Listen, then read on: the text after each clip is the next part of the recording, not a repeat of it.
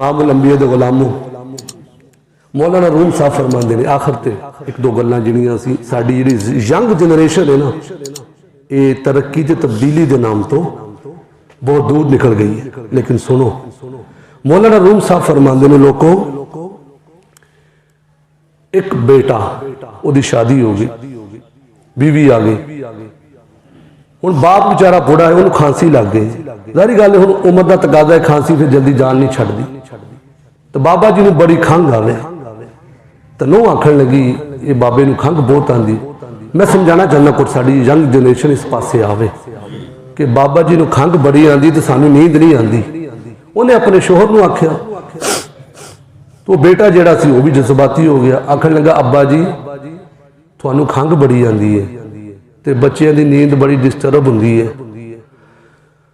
हाय हाय काश के दिल में उतर जाए मेरी बात। मैं तो आवाज़ रोक दी हूँ मैं सिंपल जी एक दो गल्लां असीं पल्ले बन के लै जाइए। अब्बा तेन खंघ बड़ी आंदी तो सानूं नींद नहीं आंदी। तो फिर बाप सी ना उन्हें आख्या पुत्र तू किवें खुश है तू जिवें कवें मैं कर लवां। अब्बा तू डंगर वाला जिहड़ा कमरा ना उत्थे मंजी डाल जिहड़ा डंगर वाला कमरा ना अब्बा मंजी उत्थे डाल। उन्हें आख्या पुत्र तेन फिर सुकून की नींद आ जाएगी। हाँ अब्बा मैनूं सुकून की नींद आ जाएगी मैंने सुकून की नींद आ जाएगी ना मेरी बीवी ने सुकून की नींद आ जाएगी। बाप सी ना राजी हो गया कि ठीक है पुत्र तेरे वास्ते मैं डंगर वाले कमरे च मंजी जाके डाले देना। पुत्र ने चुकया कंबल नाले चुकी मंजी लैके जान लगा ना डंगर वाले कमरे जो कंबल लैके गया ना पोता भी नाल है बाबे का पोता तो मुंडे का मुंडा लग्या। हुण जो बेटे ने ना कंबल चुके अपने बाप वास्ते मंजी उधर लैके जा रहा डंगर वाले कमरे के विच रखण वास्ते जो कंबल देन लगा ना बाप नूं जिहड़ा पोता सी ना उन्हें कंबल पैर के थले रख के ना कंबल खिंचिया कंबल के दो हिस्से हो गए कंबल के दो हिस्से हो गए। वो हुण जो पोते का काम वेख्या दादा भी वेख रहा तो बेटा भी वेख रहा कि बेटे ने की कीता।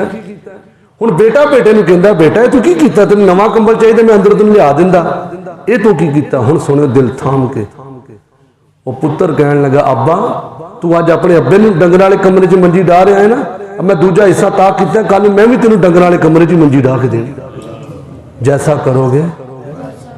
ये बजुर्गों ने सानू कोई गल्लां समझाइयां ने। मौलाना रूम साहब फरमाते हैं लोगों अल्लाह अकबर एक बेटे ने बेटे नूं सबक दिता अब्बा जे तू अज अपने अब्बे नाल इंज करदा तो कल मैं तेरे नाल भी इंज ही करां।